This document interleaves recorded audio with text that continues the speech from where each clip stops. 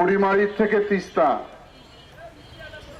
এটি হচ্ছে আমাদের লালমনিরহাট জেলার লাইফ লাইন। সামান্য একটি ট্রাক উল্টে পড়েছিল ইলেকট্রিক টাওয়ারে। আমরা মনে করেছি এটি 1 ঘন্টা 2 ঘন্টা অপসারণ করে যোগাযোগ ব্যবস্থাটাকে স্বাভাবিক রাখবে, কিন্তু অথর্ব, প্রশাসন এবং দায়িত্বপ্রাপ্ত ব্যক্তিরা আমাদের এই যোগাযোগের একমাত্র রাস্তাটাকে তারা সচল করতে পারে নাই। নানান অজুহাত, নানান ধরনের কথাবার্তা বলেই যাচ্ছে, সকালে হবে, বিকালে হবে।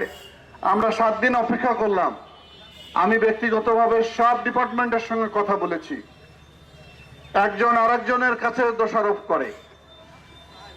আমরা মনে করি গত রাত্রে যখন আমরা কর্মসূচি ঘোষণা করলাম, তখন প্রশাসন একটু লড়ে চড়ে বসলো, বসে সারা রাত আমার সঙ্গে কথা বলেছে।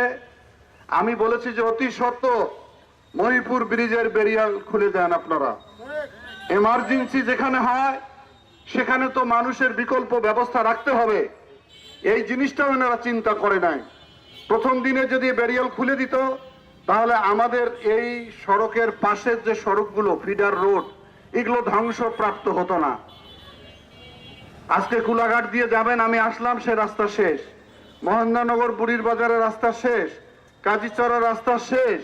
এত ভারী যানবাহন চলার কারণে এমন যানজট হয়ে যায় যে অ্যাম্বুলেন্স পর্যন্ত যেতে পারে না। কিরকম দায়িত্ব নিয়েছেন এনারা?